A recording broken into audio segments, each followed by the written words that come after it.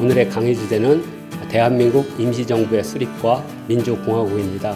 2019년도는 3.1운동 100주년이고 대한민국 정부 수립 100주년입니다. 오늘의 강의에서는 대한민국의 임시정부가 어떻게 발생을 했고 이것에 근거가 되는 3.1운동이 어떠한 정신으로 시작됐는지를 강의 속에 넣어서 근대를 사는 우리 시민들이 대한민국의 역사와 3.1운동의 역사를 좀 더 알고 성찰하는 계기가 되는 방식으로 강의를 하겠습니다.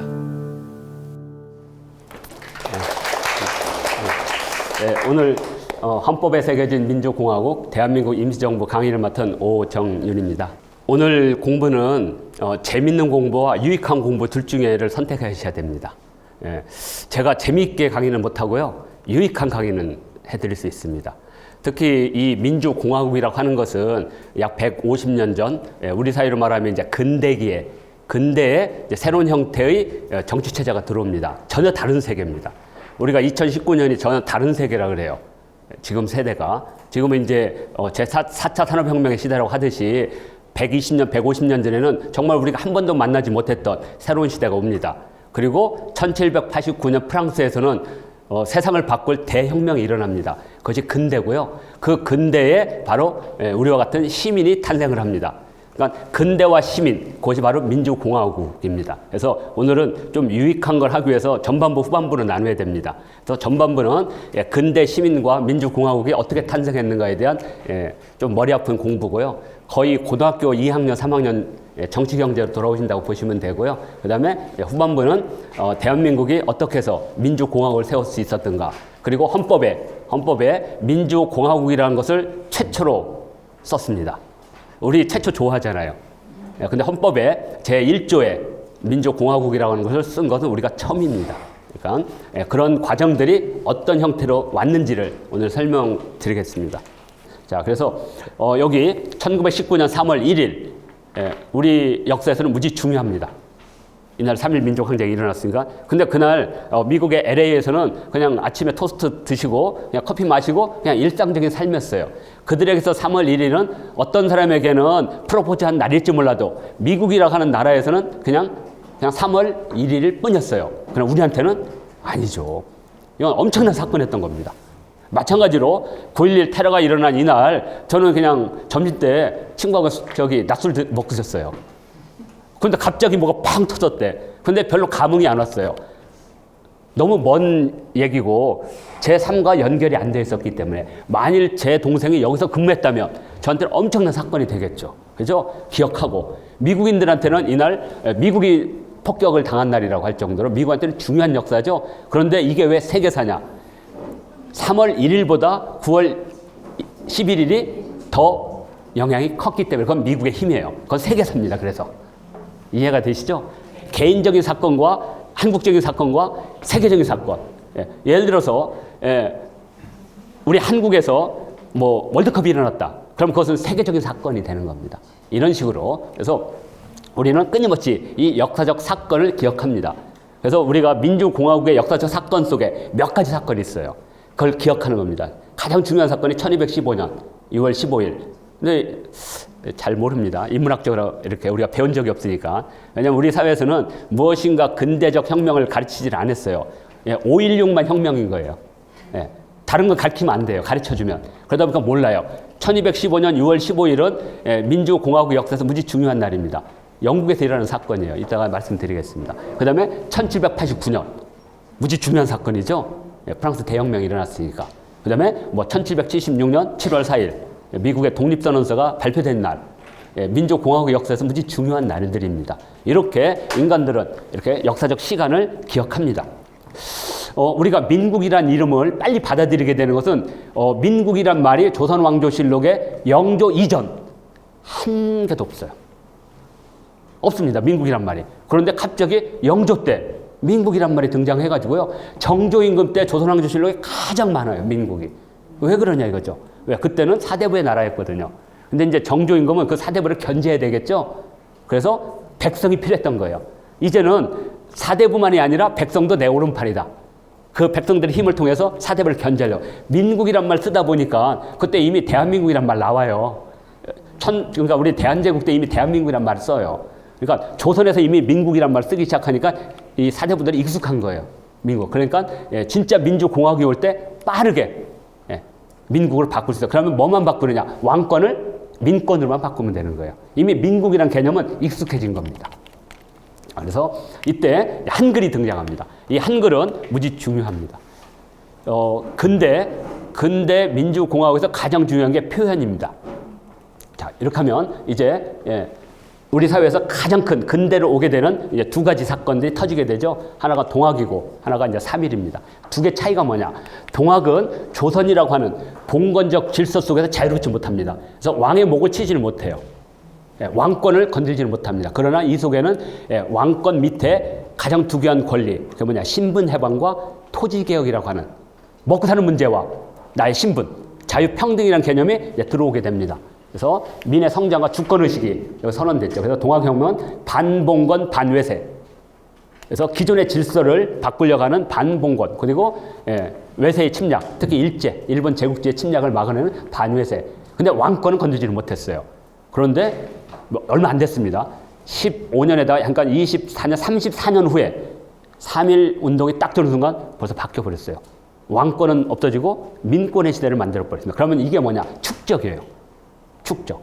그러니까 1800년대부터 쌓여진 이 축적들이 동학혁명에서 한번 팡 터졌다가 다시 쌓이고 턱까지 쌓였다가 이제 뭐 만민공동회라든지 여러 가지 과정을 거칩니다. 그러다가 1919년에 팍 터진 거죠. 이것을 우리는 역사의 축적이라고 부르고 있습니다.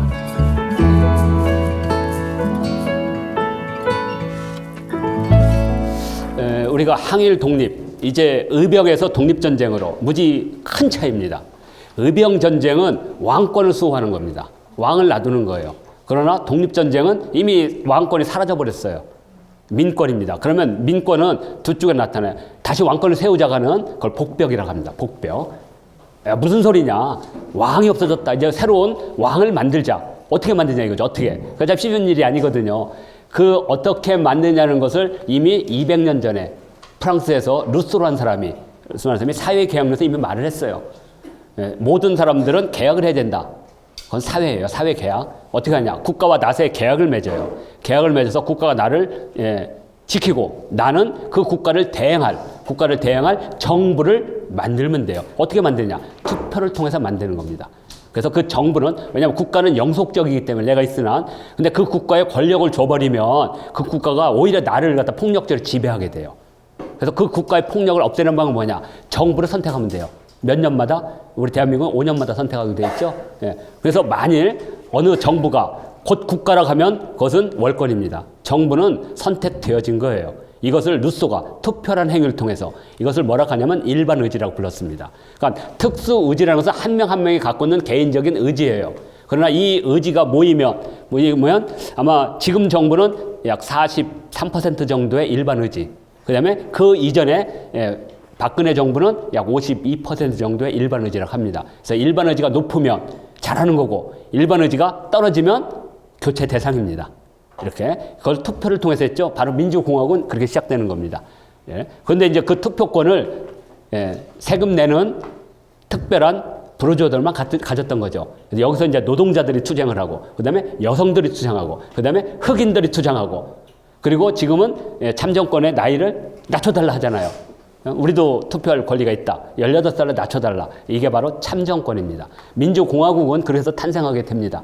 그래서 우리 그 3월 1일, 1919년 3월 1일을 통해서 두 가지가 동시에 터져나오게 됩니다. 하나는 자주 독립국가를 세우겠다는 의지고요. 그러면 어떤 자주 국가냐 이거죠. 고종임금을 저기 만주로 데려가서 그런 자주 독립국가 아니라는 거죠. 그것은 바로 민주공화국의 건설입니다. 이 차이가 뭐냐? 고종임금을 다시 황제로 옹립한다는 것은 황제폐하 만세예요. 그러나 이미 1919년 3월 1일 날은 황제폐하 만세란 말이 사라졌어요. 그 뭐냐? 새로운 나라, 대한독립 만세예요. 무지 큰 겁니다. 이제까지는 모든 만세의 대상이 황제였어요. 이제 모든 만세의 대상이 나입니다. 나. 개똥이 쇠똥이도 이제 만세를 부를 수가 있습니다. 나를 향해서. 왜? 내가 만드는 나라의 대상을 향해서 만세라고 불렀거든요. 무지 큰 변화입니다. 우리가 역사를 이렇게 통찰한다는 것은 그런 변화 속에 그런 것을 끄집어낼 수 있어야 됩니다. 자, 그러면 3.1운동이 왜 위대하냐? 3.1운동은 이 세 가지 때문에 위대합니다. 여기. 대단합니다. 하나는 시간적으로는 동시다발적으로 다 일어났다는 겁니다. 여기서 띄엄띄엄이 아니라요. 3월 1일부터 약 4월 한 15일 사이에 전국적으로 동시에 일어났습니다. 그래서 공간적으로도 전국적이에요. 동시적이고 전국적이고 여기에는 아이부터 노인까지 여성까지 모든 계층 전민이 다 참가를 하게 됩니다. 그러니까 시간, 공간, 인간이라고 하는 세 개 요소가 동시다발적으로 다 일어났습니다. 그래서 혁명이라고 하는 겁니다. 혁명은 성공하는 혁명도 있고요. 실패하는 혁명도 있고 지속적으로 변화를 시키는 혁명도 있어요. 3.1 혁명은 지속적으로 변화를 시키는 혁명이에요. 지금도 지속하고 있는 겁니다. 3.1 민족항쟁으로 들어선 대한민국이 우리나라의 정통적 정부로 인정된 거 1년밖에 안 돼요. 그전엔 다 1948년이라고 배웠지. 그 정도로 역사라는 게 쉽게 이루어지는 건 아닙니다. 그래서 우리가 3.1 민족항쟁의 특징은 동시적이고 전국적이고 전민이 참여한 운동이다 이렇게 보시면 되고요. 그다음에 이 3.1운동은 바로 민주공화국을 세운 겁니다. 그래서 아까 제가 시간에 역사의 축적이라고 그랬죠. 그래서 역사의 축적은 그냥 오는 게 아니라 이런 게 축적됩니다. 자.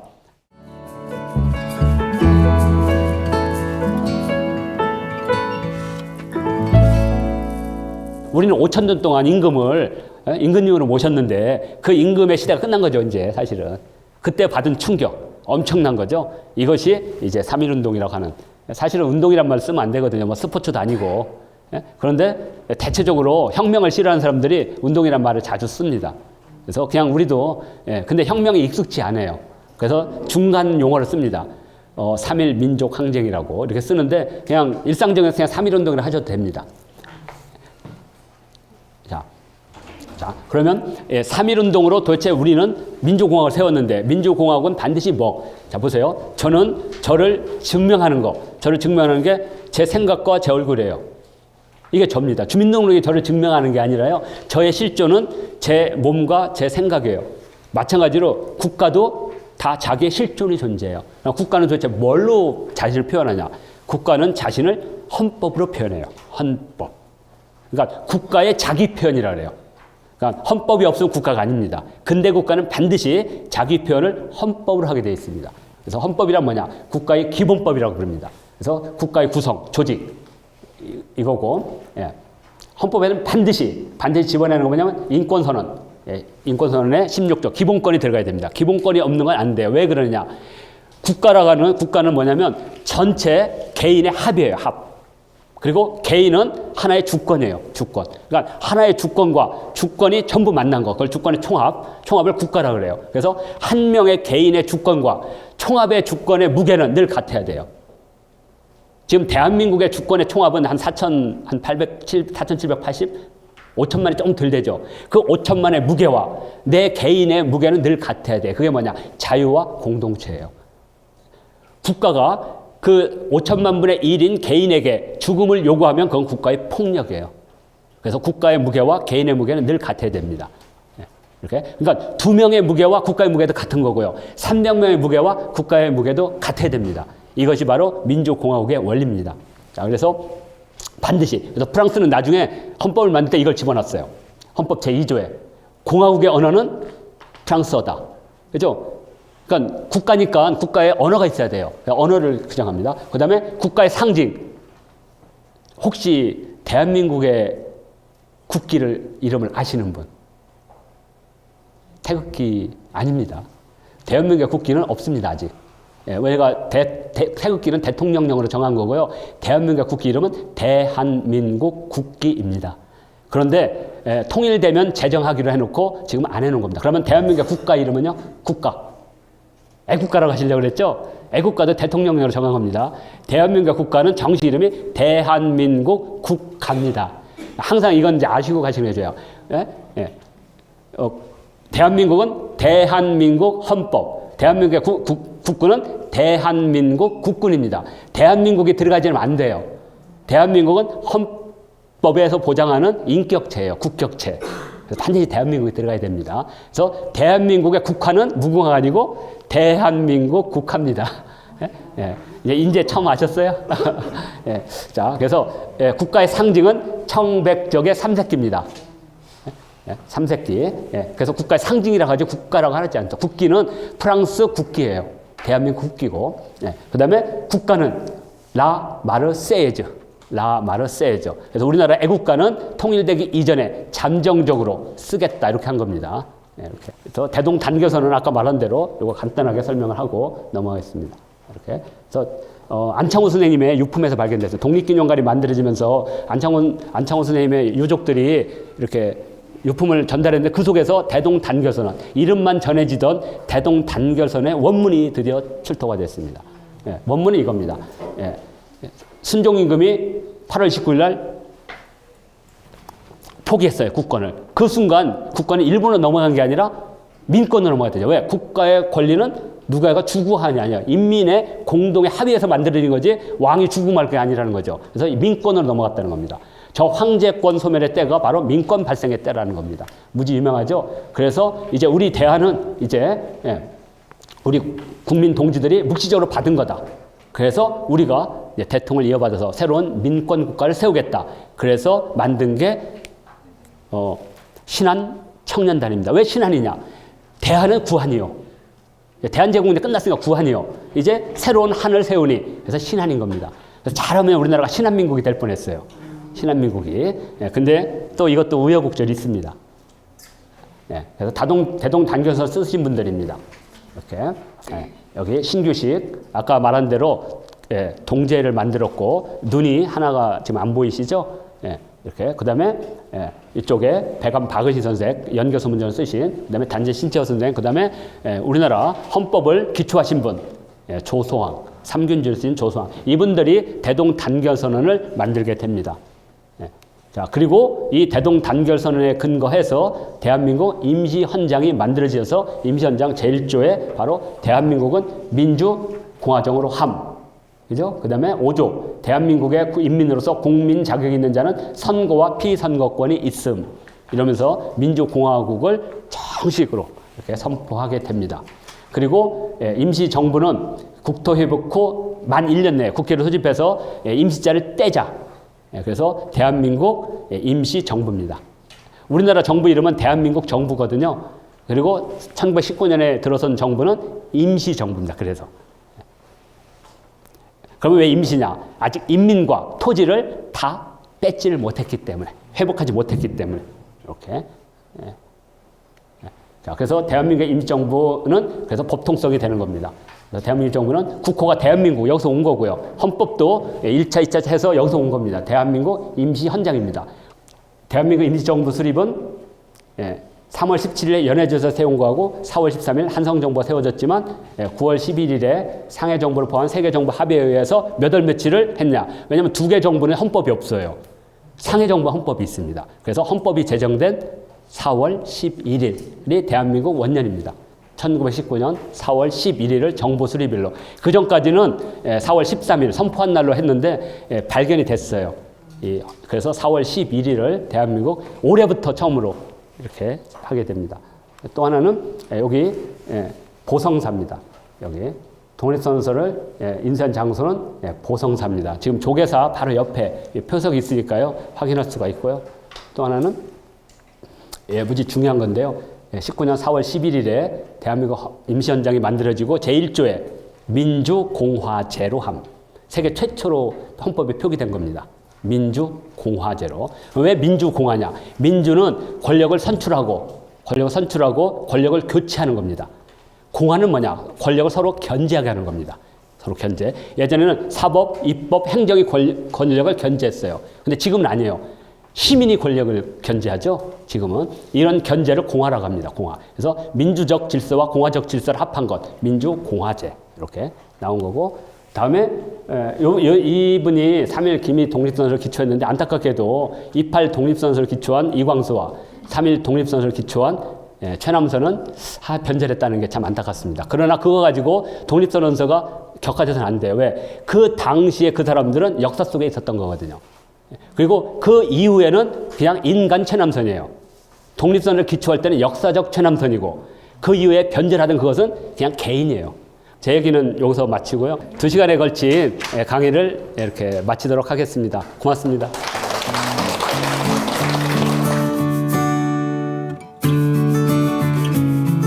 길위의 인문학 교육을 통해서 단편적인 지식을 이렇게 전달하는 게 아니라 사고할 수 있는 능력을 함양했고 그걸 통해서 실제 또 현장에 가서 방문해가지고 느껴봄으로써 힐링할 수 있고 지식을 축적할 수 있는 좋은 기회가 됐다고 생각합니다.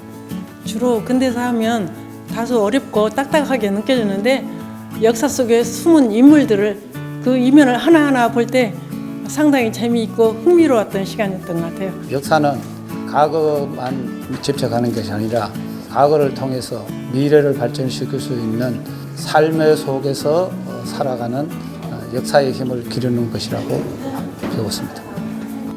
우리 하안도서관은 우리 광명시의 그 대표 도서관으로 일일 평균 2,300명이 이용을 하고 있으며 1993년 7월 20 개관해갖고 공공도서관으로서 기능과 역할을 다하고 있습니다. 올해 3.1운동 및 임시정부 100주년 계기로 다양한 역사 관련 프로그램을 운영하고 있으며 이에 일환으로 기류의 인문학도 역사를 테마로 해갖고 운영하고 있습니다. 이런 과정이 역사를 바로 알고 옛 선열들의 숨결을 간접적으로 체험함으로써 새로운 100년을 준비하는 시민 역량 강화에 도움이 될 것으로 확신합니다.